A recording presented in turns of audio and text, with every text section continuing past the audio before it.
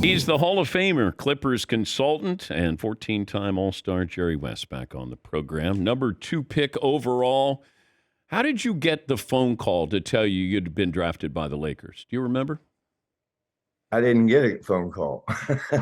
I was in college, and somebody came back. I believe, and that's a long time ago, Dan. The someone from the PR department from the West Virginia University came back and told me. I didn't even know till I guess the day after it happened. Was there a competition with you and Oscar since Oscar was taken number 1 overall?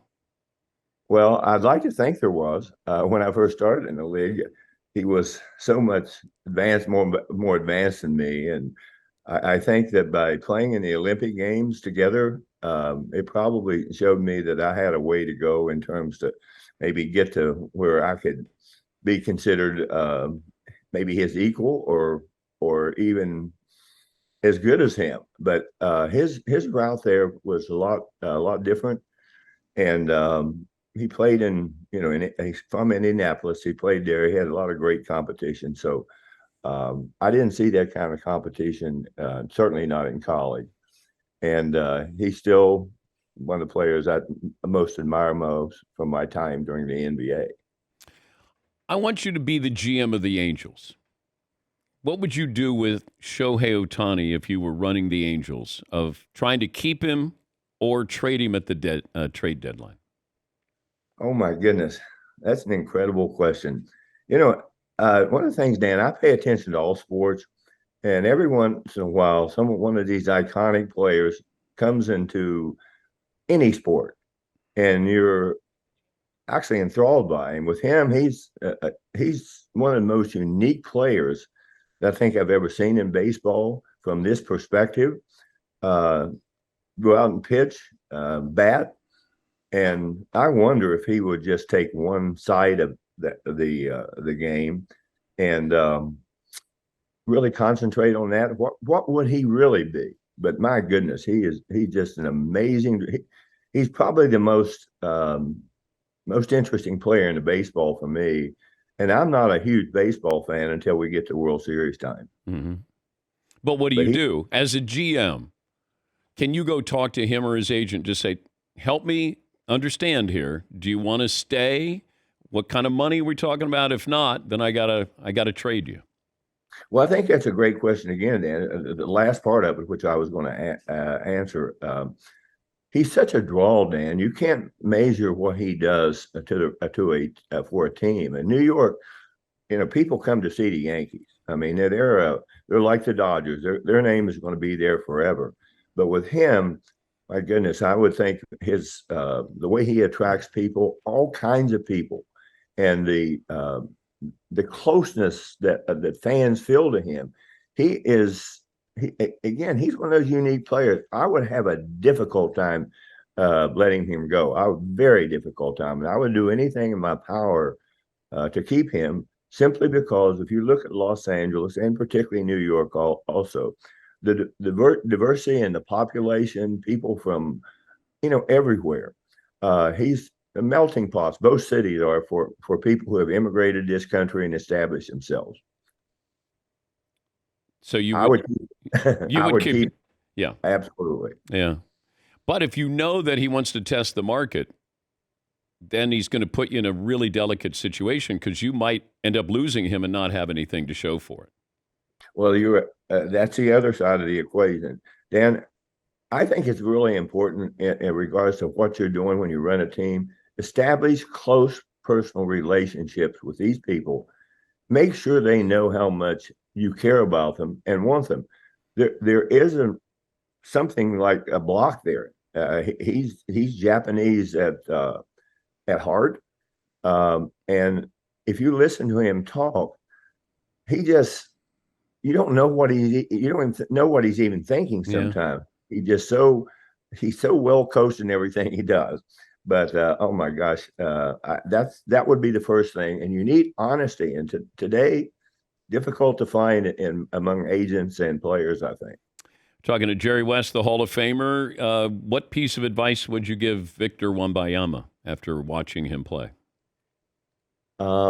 Just gained some weight, and he explains himself really well, Dan. He is unbelievably polished. I think after the first game I saw him play in the summer league, I would say I went there, and maybe because of all the hype, I was expecting to see a little bit more. He gets up with the writers afterwards, and how many times do you see an athlete say, I didn't play my best game. I think I'm going to get better going forward. Mostly, um, it's hard to get some honest answers from players today because of the way they're taught, what they see with other athletes conducting themselves in front of a microphone.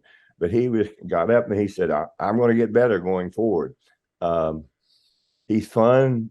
He got a smile on his face, but the way he will represent not only the Spurs, but the league that to me is what's going to make him really special beside of his ability. Compare him at 19 with Kobe. Uh, you know, I'm not really supposed to talk about other athletes, but uh, Kobe Kobe was more advanced. He wasn't that height. His body was bigger, but they both bring a different kind of excitement to the game. And I'm very hopeful that for the Spurs and particularly for the league, that he will be one of those players that will people want to come see play because of the uniqueness of his talent and anything that's good for basketball and particularly the growth of the game. I'm all for it. All right, I don't want you to get fined here, but I saw where I'm, James. uh, James, I'm gonna call Adam and tell him. yes, yeah, I'll call Adam and tell him. James Harden says that he wants to go to the Clippers. I'm not going to get into that one, Dan. You're not okay. That that'll cost us if you talk about that. That crosses the line. Players say a lot of things, Dan, but they really don't have control of where they go. How important is summer league in your opinion as a former GM? I would say that you'd have to go back in time because we back in time it first started here in Los Angeles, and one of the people that you doesn't get enough credit for running the summer league, Warren Legary, used to be a former agent, a great friend of mine, and he's done an incredible job. It started here in Los Angeles. It went to Long Beach, came back to LA, and all of a sudden, here it is in Vegas. This is a training ground for the NBA teams.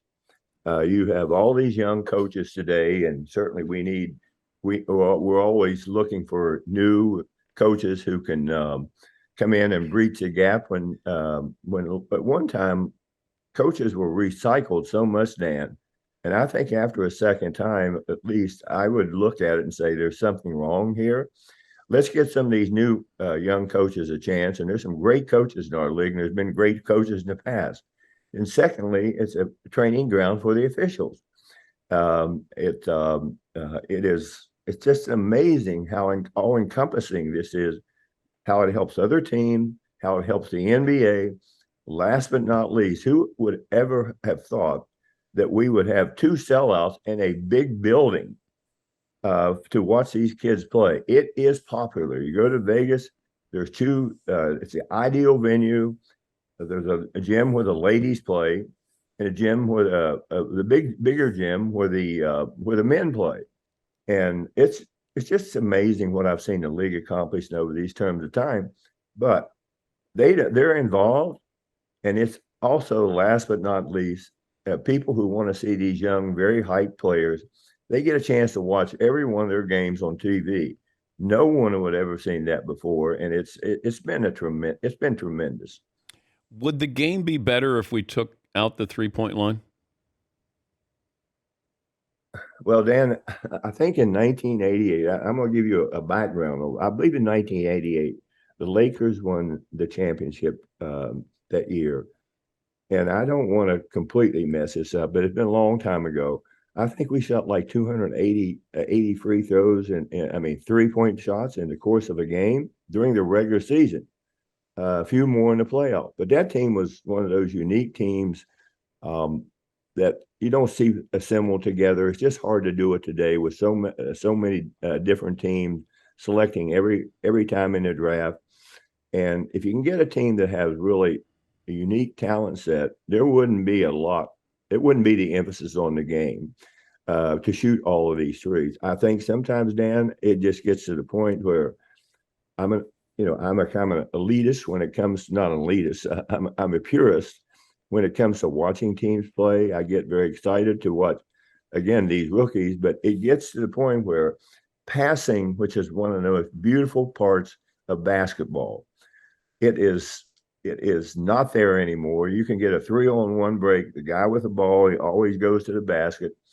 And I would rather see passing, where crisp passing, and people want to see obviously the dunks and the 3-point shots today, which we have a lot of players who are so athletic today that do that. But I enjoy the passing part of it. And if I'm watching a game, and particularly a young player comes in there and watching him throw these crisp passes, a coach is going to like that.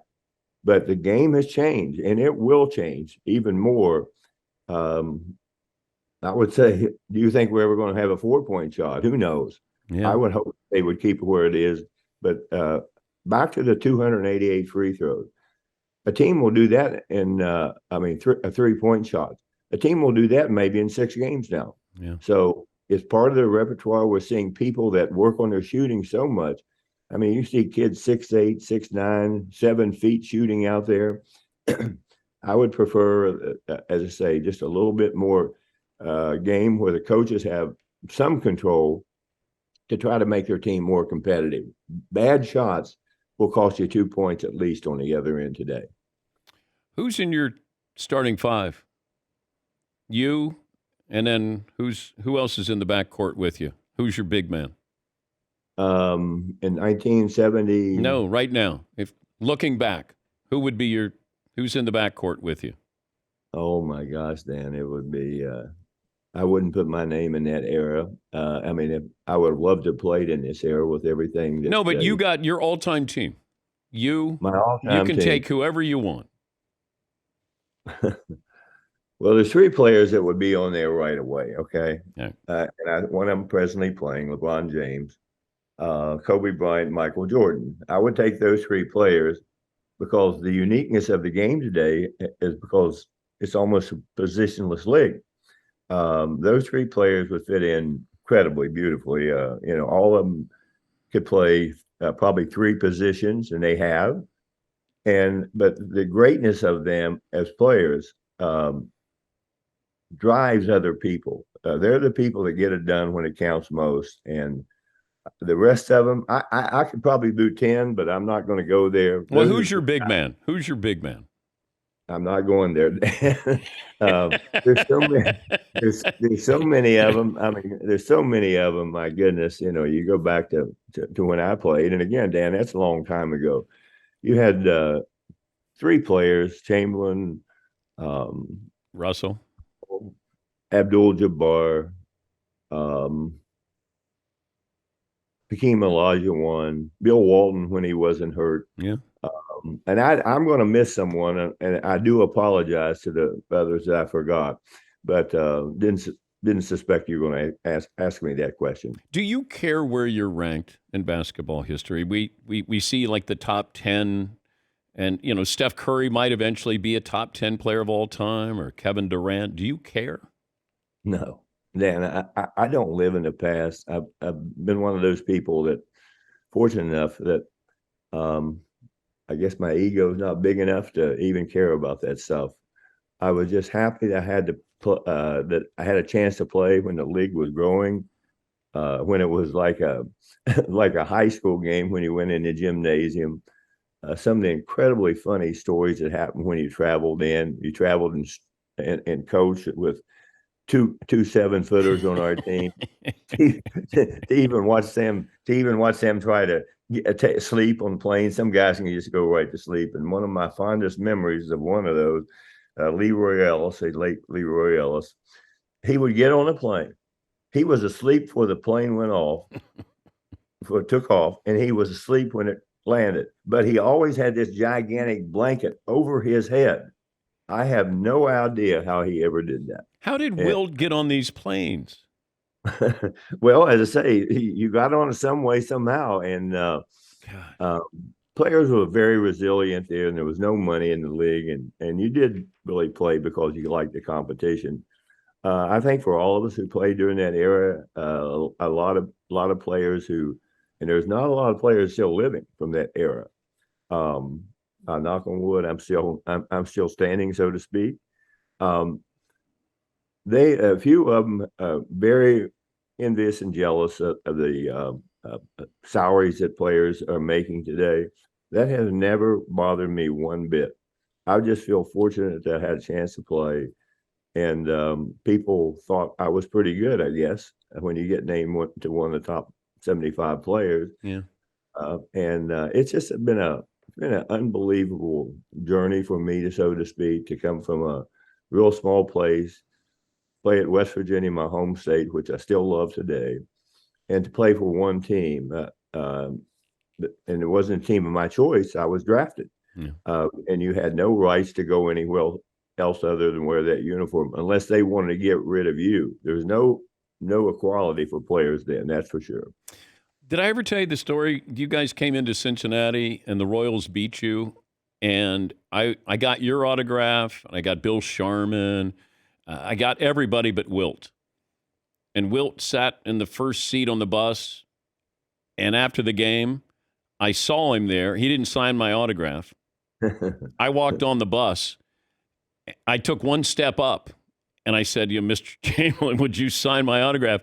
And he stood up and he said, "Get the F off the bus." And that was my encounter with Wilt. Well, that was probably not what you expected, I'm guessing. It was great. It was great. Today, not only the security guard, but the entrance to the bus is really protected because usually under arena. But things have really changed. I wouldn't have had a chance to say hello. I wouldn't have gotten even close. But I never got Wilt's autograph there. Got everybody else's. Your penmanship, beautiful, gorgeous. Well, when I was a kid in school, I used to I'd win the penmanship awards, and today I certainly wouldn't do it. That's for sure. It's great to catch up with you. Hope you're feeling well, and thanks for joining us as always. Anytime, Dan. Just don't ask those tough questions. I know. Be fine. Okay. Okay. Make sure you call the commissioner. Thank you so much. That's Jerry West, Hall of Famer.